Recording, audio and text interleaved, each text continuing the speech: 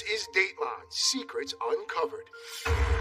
I stood there in that hallway where that pool of blood was, where her office was. Whoever did this knew this facility and knew it well. A head-turning new twist in the crime that stumped everyone from the start. 7 years. We're seeking justice for Michelle for almost 7 years. A mom of two murdered at work. A lot of blood, a lot of trauma. There were pry marks on her office door. What was in that office that anybody would want? That's the mystery. A case blown apart when a secret relationship is revealed. If I don't get a chance to explain it, then you're not controlling this anymore. Exposing hidden bombshell evidence. He's on the property where a woman is murdered, and we don't know who he is. Everybody on social media was like, that's the guy that did it. Who was in prison, the real killer or the wrong man? We still have a murderer out there. You never know how something's gonna go.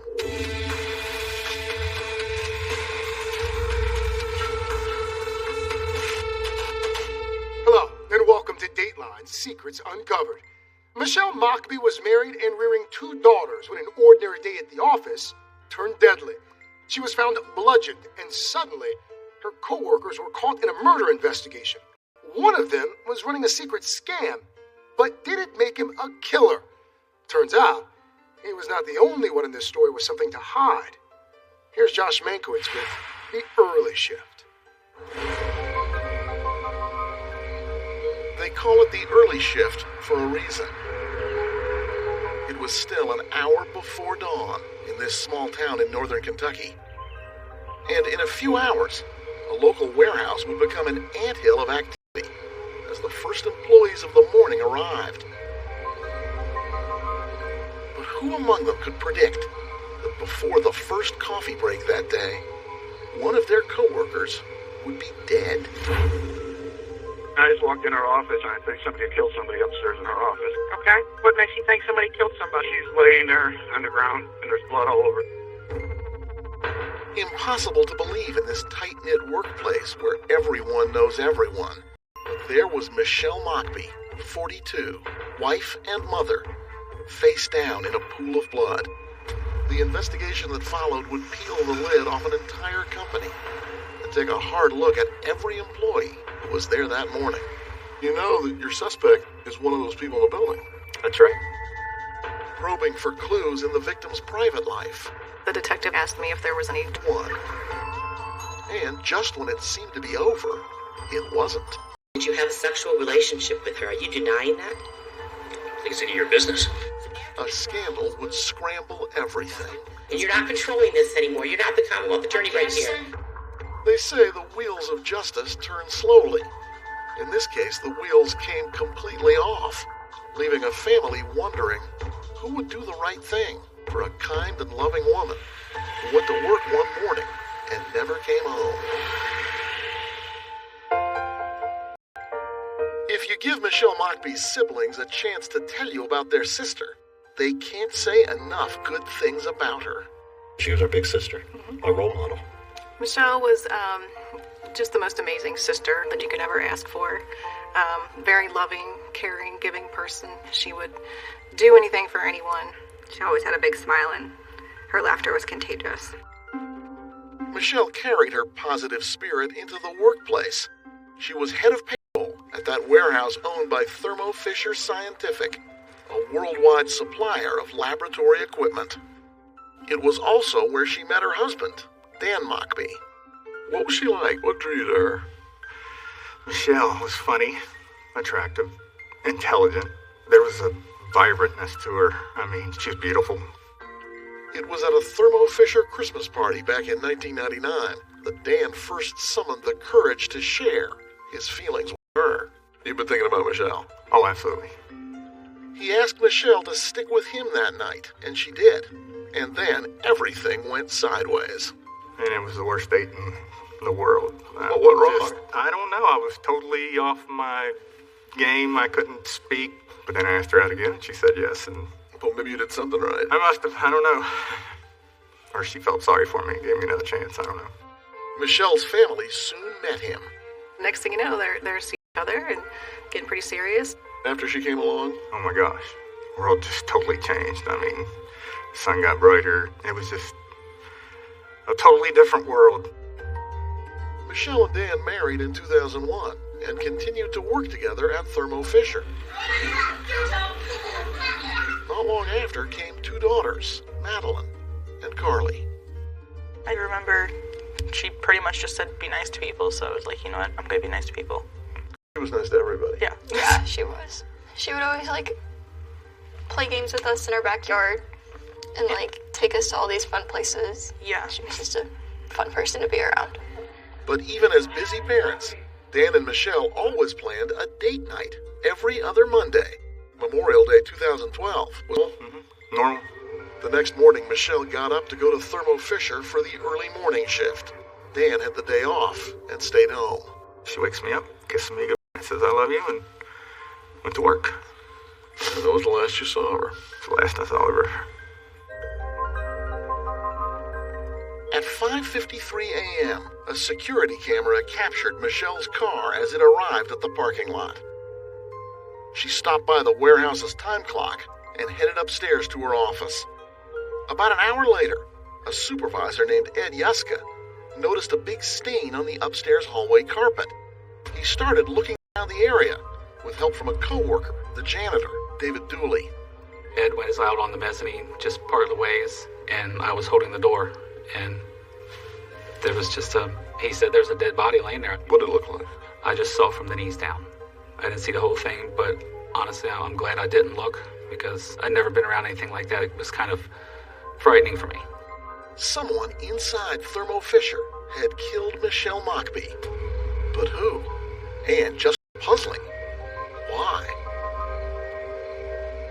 Coming up. What was in that office that anybody would want? That's the mystery. The hunt for a killer begins. With each person I talk to, there's no evidence that they've been involved in anything. So if it's one of these people you're interviewing, they've disguised it well. They have. When Dateline Secrets Uncovered continues.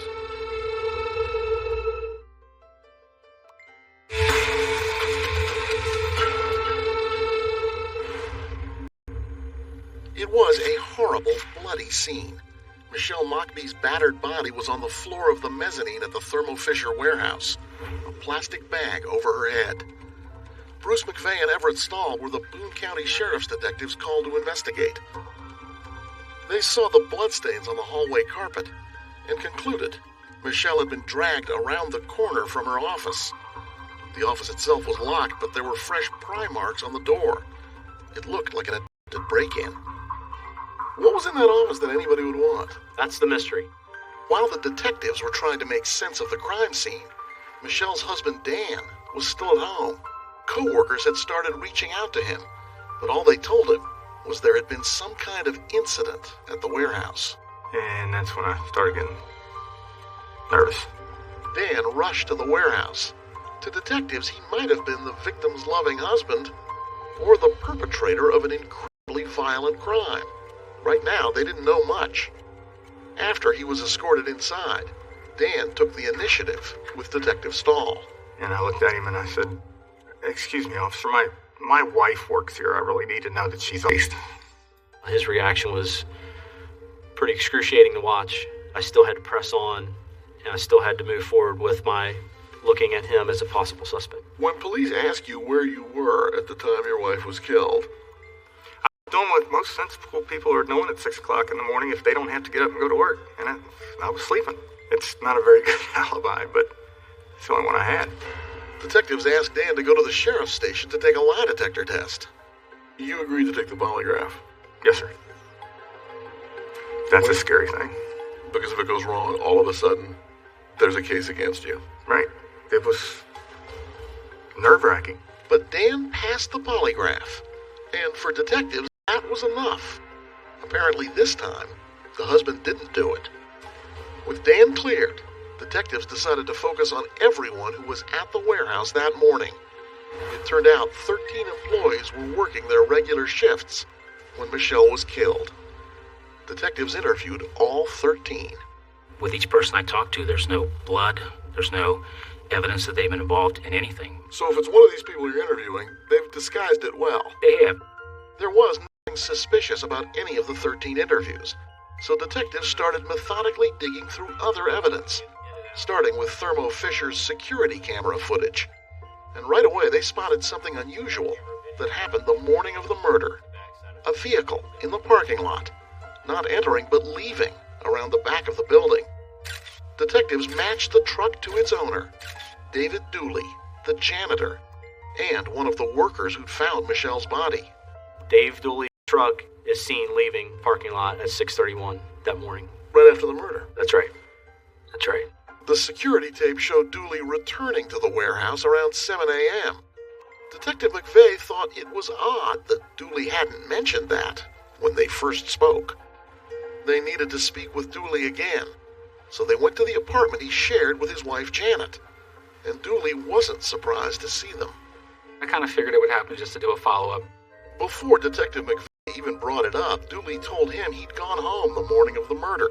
McVeigh recorded their conversation. I came back here, and I went back to Fisher. You came back here? I came back here, yeah. I couldn't get hold of my wife, and I came home to make sure she was okay. Yesterday you told me you left. Why did you decide to think about that? Detective Stahl also questioned David's wife Janet separately to see if she would tell the same story. This conversation would prove critical to the entire case. What she said is in dispute, because a part of the recording is hard to hear. So when was the first time you saw Dave after the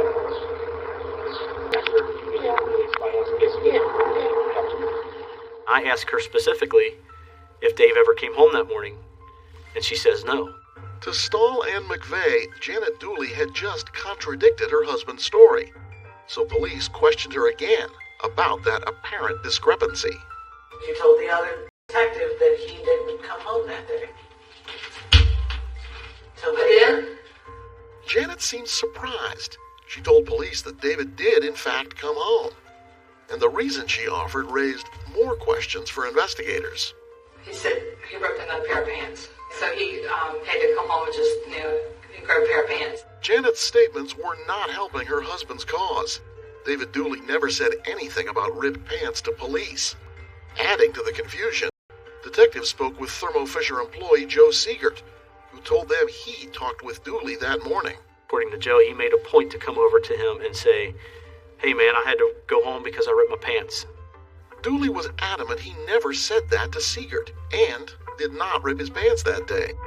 But the differing stories about why he came home placed a bullseye squarely on David Dooley's back.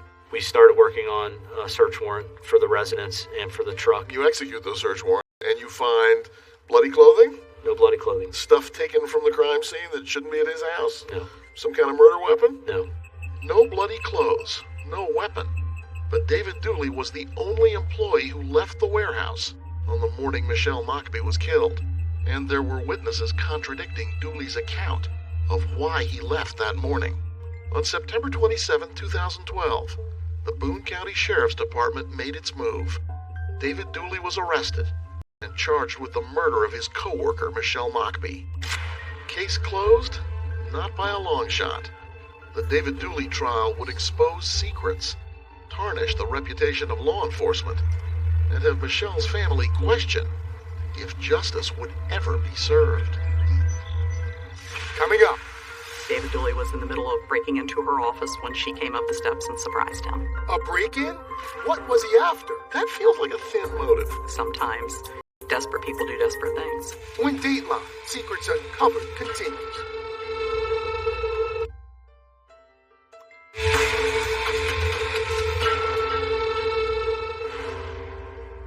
Michelle Mockbee's favorite color had always been red. Since her death, her family has worn red in her honor. And that's what they did in October 2014, when they flowed into this Kentucky courthouse for David Dooley's trial. On May the 29th of 2012, Dan Mockbee lost the love of his life. He couldn't even keep his story straight from one day to the next. Prosecutor Linda Talley Smith knew she didn't have a perfect case. There were no fingerprints, no DNA. So she told jurors they wouldn't hear about any smoking gun. But they would hear David Dooley's own words, which had made him the last man standing in the detective's process of elimination. It was this process that the path kept turning back to one person, the defendant, David Dooley. Jurors heard that almost all the employees working on the morning of the murder were on the warehouse floor, far away from the upstairs office area where Michelle was killed. They were eliminated as suspects. We were able to create a time record of where everybody was and what they were doing at different points during the morning. And where was David Dooley? There's a red pickup truck. The jury got to see Dooley on security video from that morning. The defendant actually left that building that day at 6:31 a.m., which was about a half an hour after Michelle walked into the building. The prosecutor showed the jury a photo of those fresh pry marks on Michelle's office door and said they were a crucial clue that helped explain the murder. Our belief has always been that David Dooley was in the middle of breaking into her office when she came up the steps and surprised him. And ultimately she was assaulted and restrained. Because she was a witness to a crime in progress. Absolutely. The medical examiner said Michelle was bludgeoned with something similar to an industrial packing tape gun. So then after such a violent attack, why was no blood evidence ever found on David Dooley? And why wasn't any of the DNA found at the scene a match to his? The prosecutor argued the janitor worked every day with cleaning supplies and plastic bags, together perfect for removing evidence of a crime. At the time David Dooley attacked Michelle in that hallway, what did he have with him? A rolling crime scene cleanup cart with a trash bag in the middle of it. It's my personal belief that when he left that building, he took with him a bag containing all of the evidence that was missing from the scene. A cover-up so spotless, only a janitor could manage it, said the prosecutor. It was only his story, she said, that was a mess. It's very hard for a person to explain how they can't tell the same story twice. And in these circumstances, we had 4 separate statements from him. Detective McVeigh testified it was only in Dooley's second interview at his apartment that Dooley first mentioned leaving work and going home. And I came back here. Okay, what time did you come back here? 6:30. I couldn't get hold of my wife, and I came home to make sure she was okay. His wife Janet said David did come home to change a pair of ripped pants. He had to come home and just, grab a pair of pants. Died doing that. I never said that. Okay, you didn't rip your pants. No? Okay. When defense attorneys Chris Roach and Tom Pugh got their turn, they talked about all the hard evidence the state didn't have. DNA evidence, murder weapon, blood evidence, marks on David Dooley. Dooley never testified in front of the jury, but he did talk to Dateline about the case against him and his story that differed from his wife's. You say you went home to check on your wife. They talked to your wife, and she says he came home because he tore his pants, and he came home to change his pants. So what's the truth, and why can't you and your wife agree on the same story? We do agree that I came home. Did you go home to change your pants? No, I did not. Why would your wife say that you did? I do not know. We've talked about that a couple of times. And the only thing we can come up with is she didn't hear me properly. Janet Dooley has serious hearing problems. And on the day of the murder, she says she only saw a pair of ripped pants in the house and thought David said that's why he came home. So a person that cannot hear, they put things together themselves through their eyes. And I did. Dave didn't change his clothes and Dave didn't change his story.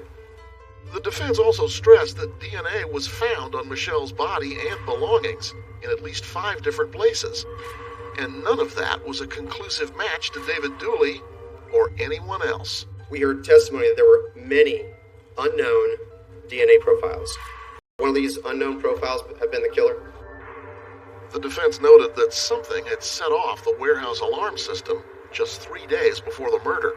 And you think that's significant? Yeah, it's significant. That means that someone could have gained access to Thermo Fisher. After both sides had presented their cases, it was time for closing arguments. No one could think of any reason to kill Michelle Mockbee. So what motive would David Dooley have to kill Michelle Mockbee? But it was only after the defense had wrapped up its closing that the prosecutor gave her answer to that question, laying out her theory of motive for the first time. I would suggest to you that the evidence is right in that stack of stuff over there. You have time cards. You have invoices. All kept in Michelle's office. You think the motive was the time cards? Yes. I believe that Michelle had actually discovered the fact that he had actually been triple dipping by clocking himself in, clocking his wife in, in and getting paid hourly to do a job that they were already being paid a monthly salary to do. That feels like a thin motive. Sometimes desperate people do desperate things. Was David Dooley desperate enough to commit murder over falsified time cards? It would be up to the jury to decide. Coming up, We the jury. a verdict from the jury, but the This anymore. a prosecutor turned witness and a case turned upside down. They lie, they cheat, that's what they do. After everything that's come out, you think they got the right guy? We absolutely think they got the right guy. When Dateline Secrets Uncovered continues.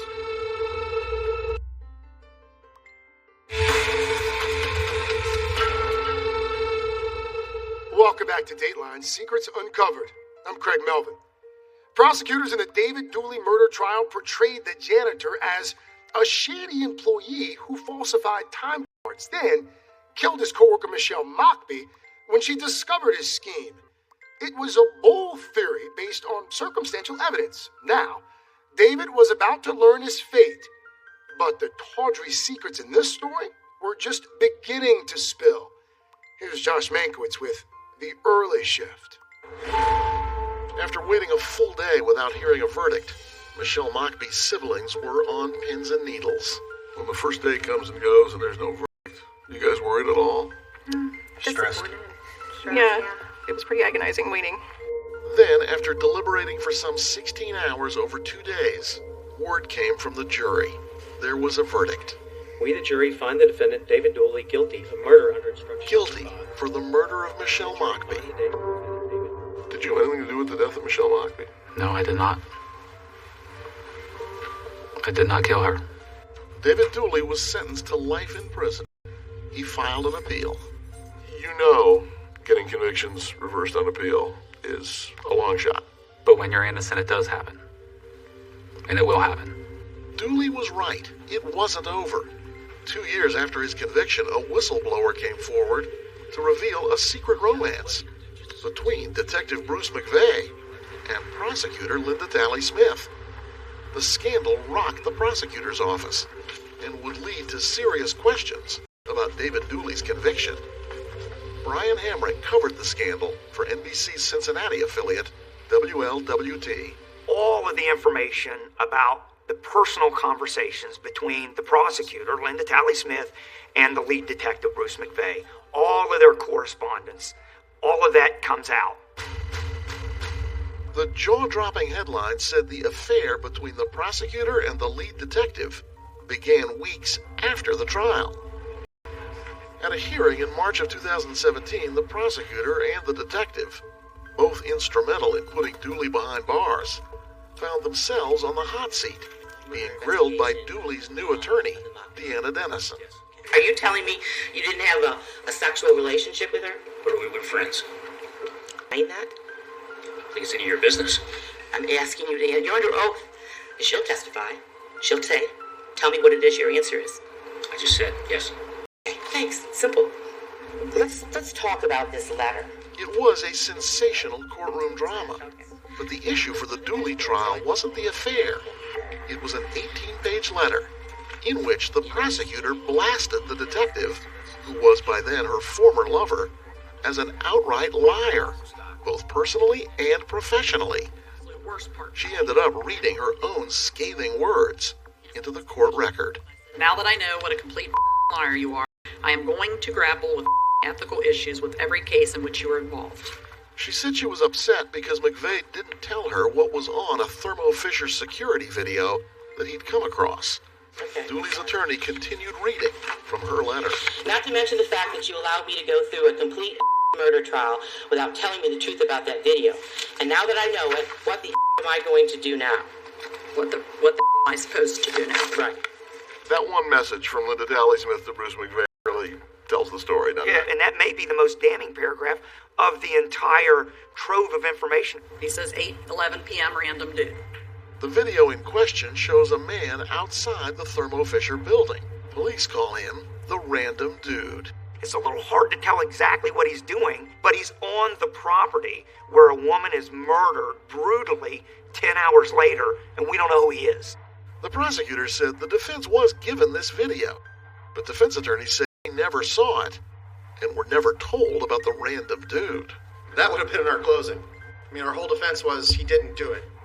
So if we can point to unknown individuals that were trying to gain access to the building, that would definitely have been used. Remember, Tally Smith said she didn't know about the man on the video during the trial, but finally learned about him from McVeigh afterwards. But then, she did nothing. She didn't go to the judge. She didn't go to the attorney general. And she didn't go to the defense either. She wrote a letter to Bruce McVeigh saying, "How could you do this to me?" And I get to live with the worry that someone on the defense side will find it at some point, and then we'll all wind up in trouble over it, and the entire case will be tainted because of it. You wrote that. I did write that. In defense of her actions, Tally Smith testified she subsequently calmed down and never sent that letter. And besides, she said, the video with the random dude was much ado about nothing. It doesn't constitute any evidence that someone got in that building. Would it have changed anything about the case? No, absolutely not. For his part, McVeigh said he didn't tell the prosecutor about the video because he was confident the judge threw out David Dooley's conviction. It was a stunning development, setting the stage for a new trial. David Dooley would remain behind bars in the interim. They found out and they called me, and of course he was crying. He was relieved that finally he's going to get a second chance to prove his innocence. We still have a murderer out there, but I'm not going to shut up until Dave comes home.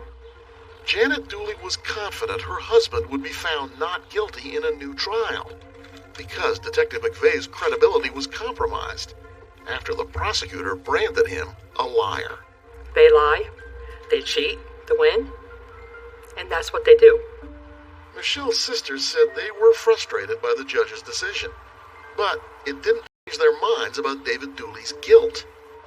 After everything that's come out, you think they got the right guy? We absolutely think they have the right guy. So We have no doubt about that at all. Nothing that's happened since the trial, nothing in the appeal, has made you think maybe the jury was wrong. No. Michelle was just, she deserves justice. I mean, she deserves all this to be, we all deserve all this to be over with. 7 long years after Michelle Mockbee was killed, both sides had to brace themselves for a new trial. At trial number 2, a new prosecutor drills down on the evidence investigators did and did not find in their search. Will it add up to murder? Coming up. Where are his boots? They searched his house, his garage, his feet. Missing boots, a suspicious screwdriver, and those time cards. They've never been found, so there are missing time cards. Exactly 2. When Dateline Secrets Uncovered continues.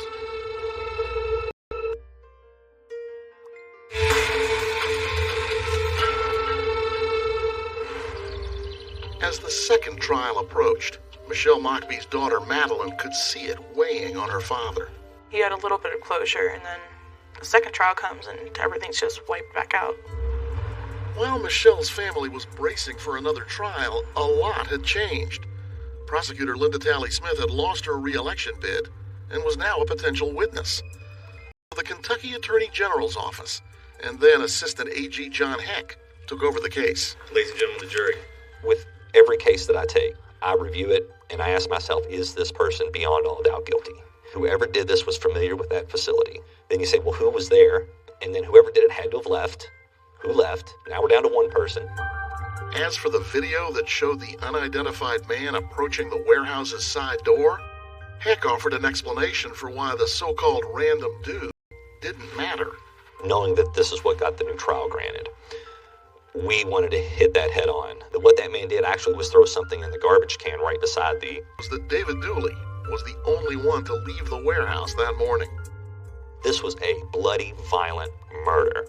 They would be covered in blood. There were no bloody clothes found on the scene. Whoever did it left, and when you looked at the video camera, he's the only one who left. One of the things that could have been covered in blood, Dooley's steel-toed work boots, required footwear at the warehouse. Heck told the jury Dooley might well have gotten rid of his boots to cover up the crime. Where are his boots? They searched his house, his garage, his feet, his truck, and these were never found. So, did Dooley leave work to check on his wife, or to get rid of bloody evidence? David Dooley's statement was that he went home to check on his wife. Right. You don't believe that? No. He wasn't texting saying, how are you doing? and she wasn't texting back saying, I'm feeling bad. That communication never happened.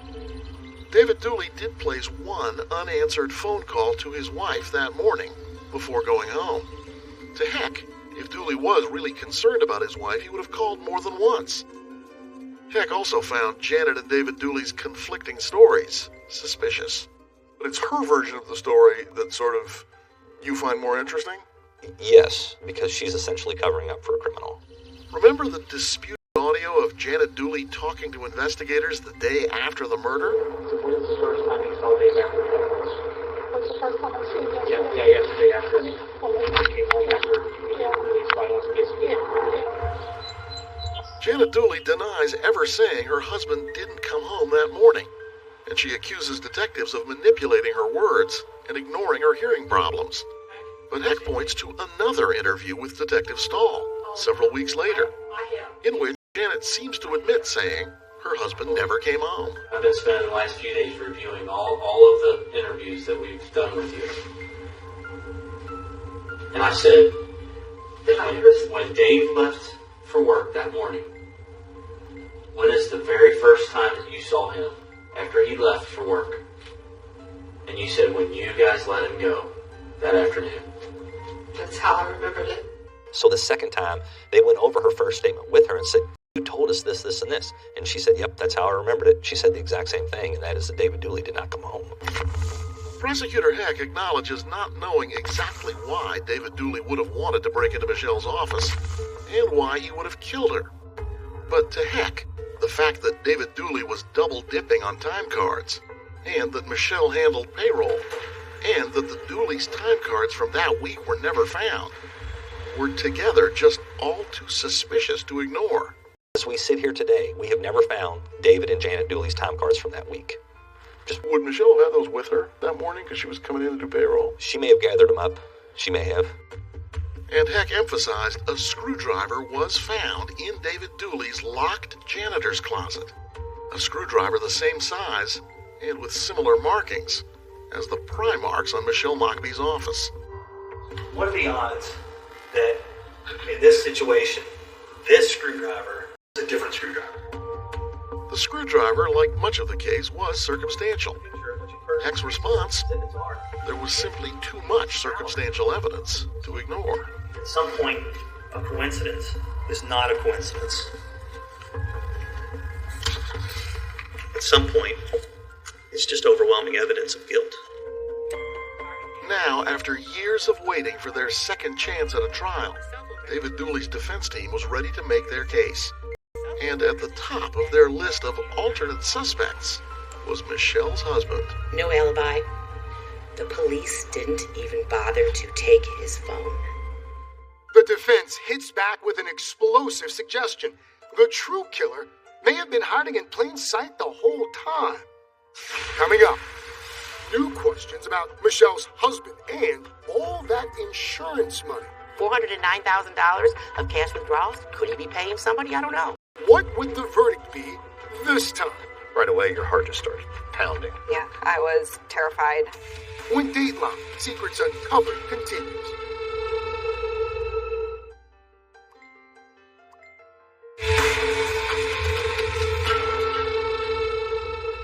Welcome back. David Dooley was once again on trial for the murder of Michelle Mockby. This time, the state presented new evidence. A screwdriver found in David's locker that matched pry marks on Michelle's office door. Now, it was the defense's turn, and it was about to concede money may have been at the heart of this crime, but the trail did not lead to David. Here's Josh Mankiewicz with the conclusion of the early shift. David Dooley had waited 5 years for a second chance in court. Ladies and gentlemen of the jury, David Dooley didn't murder Michelle Mockby. His new attorneys, Deanna Dennison and Jeff Lawson, were eager to present their new evidence to a jury. There was some new evidence, of course, that random person that we wanted to introduce. Rules of evidence prevented defense attorneys from introducing Linda Talley Smith's letters in court, the ones where she accused Detective McVeigh of being a liar. But what they did have this time around was the random dude video that had led to the overturned conviction. We have an entire first trial in this case that's conducted on the fact that this was a fairly secure building, what the walking man shows. points ignored by detectives. Every single thing that was done from the moment that they saw that David left on that surveillance tape was in an effort to convict David, as opposed to make sure that they had the right person. The defense brought up other warehouse employees who they said were not thoroughly investigated. They focused on Michelle's husband, Dan, and the money he received from Michelle's life insurance policy. We started seeing cash withdrawals, $10,000, $20,000, $12,000, $14,000. All of which suggests what? Well, suggests that something's wrong. $409,000 of cash withdrawals. Could he be paying somebody? I don't know. I mean, that feels like you're throwing everything at the wall to see what sticks. Yes, I am. Yes, I am. Because it's all reasonable doubt. Prosecutors, detectives, and Michelle's family all agree that Dan Mockbee had nothing to do with his wife's murder. And on the stand, he said as much. Did you have anything to do? Absolutely not. Somebody to kill your wife? Absolutely not. The defense also questioned the state's theory of motive. You don't dispute that David Dooley was stealing? No. We think that he was, yes. You don't think he'd kill to cover that up? No, absolutely not. Even though it would have meant loss of his job and maybe loss of his wife's job? So we're going to kill somebody?